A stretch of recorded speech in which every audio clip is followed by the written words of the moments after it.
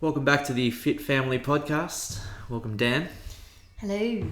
Slightly, I guess we could say, unstructured episode this week. We're just going to run through some questions, some topics, things that have popped up this week that we've dealt with members, questions that we've fielded, or just general issues and fires that we've put out over the course of a week, I guess. As you can imagine, given the demographic and population of people that be trained, being parents and professionals, lots of the questions that our clients are asking us will directly relate to you potentially, or maybe even you listening to this have actually asked this question. But just before we get stuck into a few of them, just want to make sure that you guys know, and I'll post a link below, that we still have openings for our spring challenge, and I'll post all of the links and everything below. You can check that out. The links will be in the description. But 35 days, if you're looking for a kickstart to get some healthy habits underway that not just are relevant to the 35 days, but beyond that, like if you want to, I guess, learn the ABCs of how we like to structure up nutrition and training, then this program is perfect for you. Yeah. Well, welcome to my co-host and work experience girl, Dan. Thank you. You've already introduced me. So, have I? Yeah, he's Cheers. on work experience. One thing I am loving is, obviously, we had a very strong community at our gym, and you do get used to that community and coaching a certain type of person. You really get to know those people. Now we are exposed to a different variety of people, and I'm so enjoying getting to know people and learning to deal with things that haven't necessarily popped up for us over the years. Yeah, for sure. Different questions, different challenges. It really is exciting. Well, I think a lot of, obviously coaching people in the gym, we were limited exposure-wise by postcode. Whereas now that we're dealing with people in all different areas of Melbourne and, now Australia and internationally, as well as some clients travel, it does, it does allow for, I guess, just some scenarios that we hadn't kind of thought of in the past. So you're right, it has been cool. Our big topic for today, the one thing that I did want to touch on, and I guess explain the nuance behind our relatively black and white stance, is snacking. Now, you've taken on a couple of nutrition clients at the moment, and you're working through snacking with one of them in particular, but also, it's just a common theme with, the clients who we train. Constant grazing throughout the day and struggling to find time to sit down and have big meals. Definitely. Firstly, you give us, the audience, your overall view on snacking and where it kind of sits in the nutrition protocol that we kind of roughly teach. So when we first take on a nutrition client, we ask them a lot of questions. And more often than not, probably 99% of the time, snacking will be listed as something that person sees as an issue or a challenge, something they want to work on, something that they need help with. Yeah. So you're referencing the initial action that we do with every client is basically a questionnaire, and we gather as much evidence on their past nutrition habits as we can. Yeah, absolutely. And so that is a very common theme. And believe it or not, that's not the first thing we actually speak about or work on with our clients. We actually work around that to kind of recognize what snacking is. So we focus on, rather than removing, so automatically people are like, I know what I do wrong and I need to get rid of this. Yeah, we look to displace. That's right. So we look at educating around that. So focusing actually on the meal and the macronutrients of that meal that keep us full. Mm. And then generally speaking, most of the time that snacking piece is a lot smaller than that individual first deemed. Yeah, well, I guess it comes down to just the reason people are snacking. So it's sort of, you can just tell someone, oh, snacking is not good, you should cut it out. But if they've got a deeply stressful job, deeply stressful family situation and they're using food as a little bit of a crutch, then that's an incredibly difficult thing for them to do. If they would, identify themselves as an emotional eater, and your answer is don't deal with that, then it's like, well, that's really tough. But and that's nutrition in general. Is it takes so much more analysis than just fingernail deep, do this, don't do that, because a lot of the time the food guilt that people prior to working with us will experience is because they know what they should be doing, but they're just having trouble action in it. And if they didn't know what they should be doing, then why would they feel guilty? Because that's where the guilt comes from. So identifying the why behind the 3 p.m. muffin is just as important as the 3 p.m. muffin, if not more important. You took the words right out of my mouth. Why? People focus on the behaviour. They know that the behaviour maybe isn't ideal, but they don't know why they're doing that. Yeah. And I guess that's what we have a few different methods to understand that why. Yeah, for sure. There's the food diary. Like I can give you an example. Like when we address meals and a more balanced meal, and often people are a little bit too restrictive around their meals and they're not satiating enough, they don't have enough protein to kind of fill people up or enough fats to kind of slow the digestion down a bit and just steady out those hunger hormones, hunger signaling. And then we get to that 3 p.m. and it's like, well, it's no wonder you're starving because you've just had jam on toast, and that that will keep you full for all of 20 minutes. And then that need to snack obviously comes in. Whereas if you'd had, no one feels like a snack after a plate of roast chicken, or like just a satiating meal like a cooked breakfast or a big breakfast with mushrooms and the bacon. It's like, it's always after higher carb, lower protein meals. Absolutely. And you also mentioned a really good point before about when you tell someone not to do something. So let's use your example of when you got a couple of injuries running, and then there was a period of time then where you couldn't run. Mm. All you wanted to do was distance run. You never even liked distance running prior to the injury. Yeah, I know. Like, you tell someone not to do something and that's all they think about. Yeah, absolutely. That mental side is just so huge. Yeah, of course. It's like it's one of those things where, and it's such a quick fix once you get to the root. But if you just sort of dilly-dallying around and I'm just gonna try not to have chips in the house, and I'm just gonna all of this stuff can kind of help, but until you address the root cause, you will struggle with it for a while. So just peel back the layers, get to it, and move on. And if you need any help, call us. Yeah, that's right. So that's about addressing the behavior of snacking. But if we were to have a snack, what would be the ideal snack? So we were briefly touching on this before, and we think that with most of the people we speak to and we see and just observing behaviors, it's like there's a little bit of a lack of intention with snacking in general. And the lack of intention kind of relates to, what have I just done? What am I about to do? So food in essence is a fuel source for our body. It's not necessarily meant to be there just as something purely to enjoy. And whilst we do enjoy it, and obviously we're not trying to take the enjoyment out of food, we love it, but it does need to be considered when it comes to, well, am I about to do something really hard? Do I need some fast absorbing carbohydrates to help fuel that? If if it's a bit more of a performance objective, or have I just exercised? Do I need to start the recovery with a source of protein and some carbs again? Or am I just do I just need to get up and make a green tea and chill out because I'm at the desk and I'll be okay until 5 o'clock? The context of what you've done and what you're about to do is just super important. I think society has lost that as well. We all think girls should eat the same, boys should eat the same, households should eat the same. That fuel piece, what are we trying to do?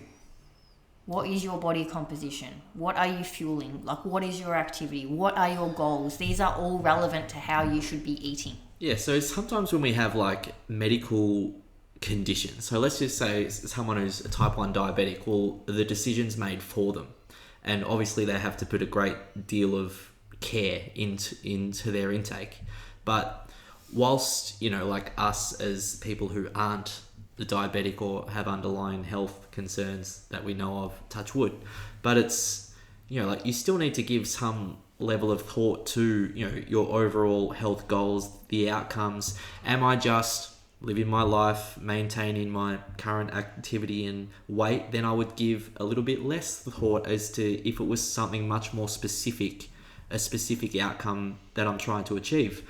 And because most of the people we work with have a weight loss outcome, then a little bit of diligence around the meals and snacking is required, because it is so easy for someone to have great meals and then think so little of some peanut butter on toast, because compared to the 3 other big meals they've had, it's not a big deal. And that peanut butter on toast is enough to take them out of a calorie deficit and into maintenance. And then after a week of potentially just doing something like that every day, and then probably just overeating a little bit on the weekend, and then it's like, well, how come the scales have gone up? All my meals were great. I've eaten really well, and we tend to focus on the things that we do well and not dwell too much on the stuff that we don't really want to, and that's where food diaries are obviously super valuable. But, as feedback and just a plain non-emotional look at just what's happened. But yeah, just a level of thought to what it is you're trying to achieve out of your lifestyle and nutrition is absolutely crucial. Again, coming back to that snack, the ideal snack, Ben. So, was that that was the original question? Wow, you've gone way off. No, I answered it with the fast-acting carbs and the protein. So, if I want a snack, if I'm working in the office all day, I'm quite hungry. I've already had a drink to try and figure out if I'm still hungry or not, if I actually want that snack. And I do want a snack. Yeah. What would be something good that I could have available in my office drawer or something like that? So... I've got a weight loss goal. Oh, fruit. Easy. Granny Smith. Best apple there is. Anyone who says a pink lady's a Granny Smith is a moron. Better than a Granny Smith. You're a moron. Leave our program. Never work with us again. Wow. Well, you can work with me because... Granny Smith's the best. I would leave the granny. Would you? Yeah, I would. Well, we're just finding this out now. After 2 kids? No. My least favourite is probably an apple. Well, yeah, but, apple, mandarin, orange. Like, I would be steering clear of banana if I had a weight loss goal. If I had a performance goal, no issue with a banana. That being said, I would steer clear of a banana, but I'm yet to coach anyone whose issue was too many bananas. So for lots of people, a banana is a really positive step. I'm just speaking for myself individually. I would look for more high fiber, lower calorie fruits like watermelon. Watermelon would be my go-to. Yeah, okay, a little bit hard to draw at work. So an apple is probably draw something at work, yeah. Apple, a little bit easier, apple. or a mandarin. So a piece of fruit for someone with a weight loss goal. So someone might say to you, Ben, you're always on about protein. That has no protein in it. Yeah, not every meal has to have protein in it. The way to make sure that you're getting enough protein in is going to be largely around breakfast, lunch and dinner, and then over the course of the day making sure you're hitting your overall target. Doesn't necessarily mean everything you eat at every time has to have protein in it, of course, but you could also have a protein shake. Yep. That would be absolutely fine. I also suggest yogurts for people at work. Yep, little squeezy pouch. It's a really good one, because obviously most people... At Kinders and in the workplace, super. What about if I have what's it called? Yogo? Happy days. Stop it. Guys, we do not... Especially the ones with M&Ms. We do not... that's a treat. That is not a snack we would recommend. He's joking, clearly. Not? Alright, so now I'm someone that has gone to the gym. I've eaten my dinner. Yep. This is actually a question from a client last night. Yeah. I love it. Okay. She had eaten her dinner. She had then gone to the gym and done a session. Yeah. And she was hungry afterwards. Yeah. What would be the ideal snack there? exactly the same thing that I would have at 3 p.m. Like that protein shake and a piece of fruit, I would have at 9 p.m. if I get home. The only thing you need to consider when you get home that late is if you are hungry, then you do want to have something to take the edge off just before you go to bed. Can I butt in here as well? Yeah. I would always eat something after training. Yes. Especially women more than men. Yeah. But I am a big advocate for having something. It doesn't have to be huge. It doesn't have to be big. Yeah. But generally, I think that helps with recovery and then all the decisions after. It shouldn't be big though, because otherwise you're then probably going to have a harder time getting to bed, and a good sleep is going to be more important for recovery than 20 grams of protein and an apple. Like in the overall scheme of things, if the rest of your meals are okay, like if you're getting your protein from breakfast, lunch and dinner every day and you're doing a good job there, like sleep is massive. So if you come home, eat too much and try and go straight to bed, you're just going to be lying there uncomfortable for a little while. Like you probably need to maybe stay up a little bit later than you would otherwise, just to make sure you've given your body time to wind down and actually have a good proper sleep. Yeah. Mind you, in saying that, neither one of us are massive on, like, we don't really train late. Not regularly. And no. we tend to go to bed reasonably early. Yep. And we eat We're on that our retirement dinner. village Yeah, schedule. I was about to say, we're sounding really old right now. We also eat our retirement dinner village schedule. really early. As soon as it hits 5 o'clock, I'm like, oh, thank God, let's have dinner. We need to, absolutely. So we do have a lot of time to digest, but these are considerations for people who, it isn't an option for them to eat earlier or train earlier. Yeah. So they are definitely considerations. There are a couple of things that like people absolutely need to tick off. So if that's the only time you can train, then it's really beneficial, obviously, to do resistance training, and that's the time that you have to do it. If that's the only time you can do it for whatever reason, then definitely do it. But if you're not hungry and you're eating just because you think you should, a lot of it is personal preferences. You just said you would recommend it. But if you're getting protein elsewhere throughout the day, you don't necessarily need it. And if you find it sort of I can't really be bothered, I just want to chill out and go to bed, then you don't have to eat that late after training. Yeah. Because you'll go to sleep, recover, have your breakfast, and everything goes on. Like that old myth of, you have to have protein 30 minutes after you train. What's it called? The protein window? They are moving away from the windows. Well, the window is actually 24 to 48 hours. So, that's 2 days of eating.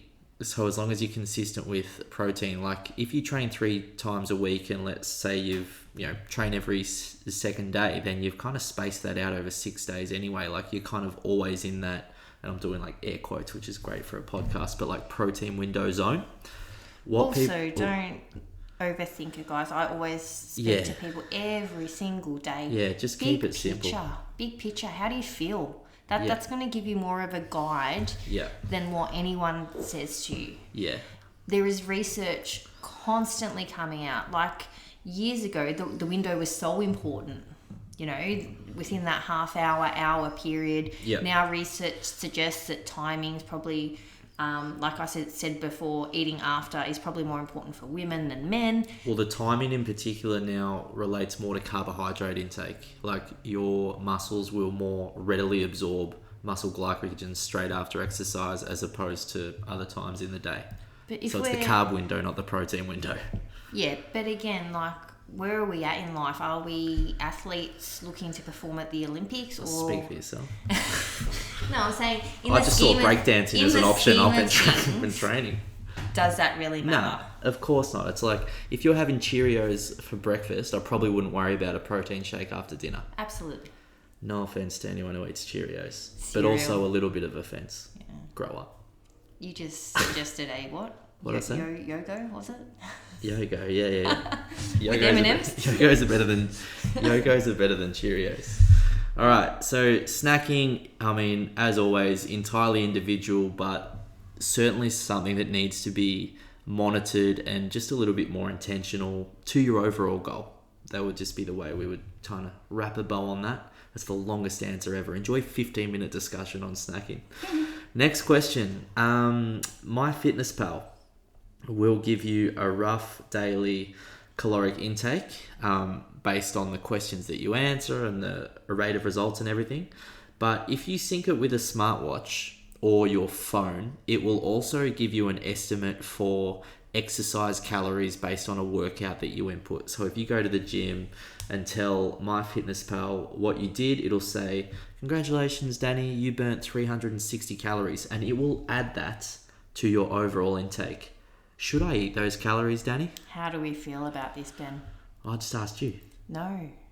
Terrible idea. Terrible idea. So here's the thing with those calculators.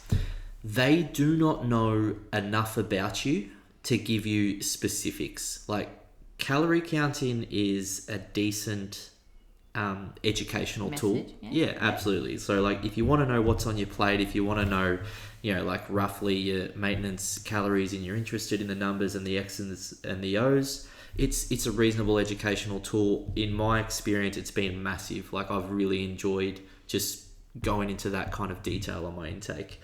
It's not something that you should rely too much upon based on just how inaccurate. Activity trackers are massively inaccurate, but also the food labels are inaccurate. I was about to say everything. Yeah. I think people take everything as gospel. Everything they see, everything they read. There are regulations. Well, we want to believe it as well. Absolutely. We want it to be right. We want to believe we've got that extra 400 calories. Yeah. Oh, sign me up for those. But you need to understand that, we have all these regulations that allow people to operate with a certain margin of error. And I think also, if you understand how, like, the nuts and bolts of how MyFitnessPal comes up with this number. So you enter your height and your weight. So let's say Danny Romano, 173. And roughly, right? Yep. What were you this morning? 69.9. Kilos. So it will literally multiply that with however active you have told it. It'll add a multiplier on, like 1.2, 1.5, and then it will just spit out the number. Now, as we know, or actually, not many people do know, there are different tissues in your body that make a big difference to the amount of energy that they require, like upkeep-wise. For example, a well-muscled 90-kilo man, a well-muscled 69-kilo mother of three, thank you, is going to need far more calories than a sedentary, no muscle, 69-kilo mother of three. The difference in their metabolic rate, and let's just imagine they're the same height and they both do 6,000 steps a day. The difference is massive. Think of it like cars, like a Mazda 2 fuel economy compared to a Lamborghini. They still seat two people. They've got no boot space, whatever. This is how much he knows about cars, guys. Mazda 2 seats two people. Whatever. A little two-seater. A little two-seater versus a sports car, like the fuel economy. Like, humans are the same. The amount of muscle you have, like, everything just costs more. You are living in, just the price of living in that body is bananas. We spend a lot on protein, guys. Yeah. So when it just takes your height and weight and then just gives you a rough number, like, you cannot take that as any kind of accurate. However, that's not to completely bash it, because it's a reasonable starting point. I just don't want you to lock it in as like, this is the be all and end all and this is my number because MyFitnessPal told me. So then when you take that and then add it into, I did a Zumba class and now I can have a Kit Kat. You're going to be so frustrated. Like, I've seen some gyms and, like, even our Garmins, and we love our Garmins and we use them all the time, but when it tells me after a half marathon that I've burnt 2,000 calories, like, I know that is so wrong. There's no way I've burnt that much. Like, no way. And yeah, if you are eating the amount of calories that you think you are burning, you're going to be a little bit disappointed at the end of the month. like, because it's a massive like they massively overestimate massively. And that's the thing, guys. It's an estimate. A really bad one. No, a really but bad like, one. we take it as like gospel, and same Yeah. as the win, we'll take that estimate as gospel. Like, oh, I'm in a slight calorie deficit. Yes. Yeah. But again, it's just like, think of it as a guide. Yeah. So in general, and like, we don't typically coach our clients to fluctuate their intake, especially during the week. Like, maybe you might coach them to, like, have a little bit more flexibility on the weekend, and it depends on the person. But just, like, if there's not too much difference on a training day intake to a regular intake, it's a lot easier for people when they keep things consistent, especially when they're kind of learning to be more mindful and manage their portions a bit more. That whole behavioural piece. Just keep it simple, keep it easy. As you said, we're not going to Tokyo, or where's the next Olympics? We're not going to LA. We don't need personal chefs managing our intake to that nth degree. We just need to get confident with, with the new way of eating, and then roll on from there. Just on that chef piece, that would be my dream. Chef, your dream? To have a chef, personal chef. Oh, You got none. true. She did make me pumpkin soup today, guys. Yeah. No protein. I did have some steak on the side. Yeah. Also, pumpkin soup, yuck. Pumpkin soup, yuck. Cheerios, grow up. 2 hot takes out of the pod. Eating back your exercise calories is a no from us, and changing your intake on training days for 95% of people I've ever coached is just not required, because we just don't train that much. We're not athletes. We are sometimes fit people who when enjoy you're in almond the performance croissants. space, it's very different. Yeah. Different conversations. Absolutely, but we're not. We are wonderfully average. Just the way I like it. We did briefly touch on it before, but I did just want to get your thoughts, because I offered mine. Counting calories, where do you sit with it? If I can, again, I've just had a few new nutrition clients come on board, and I will often ask them, is that something they're interested in? Is that something that they would think would be a useful tool? Yep. Is it something they've tried before? And dependent on their answer. Most people have tried it before. And dependent on that individual and what they're trying to achieve. Yeah. Most of the time, I would go through our online coaching without counting calories. The reason being is people often get crippled by that number. So often I will do calorie calculations for someone, like on the side, and not even mention it to them.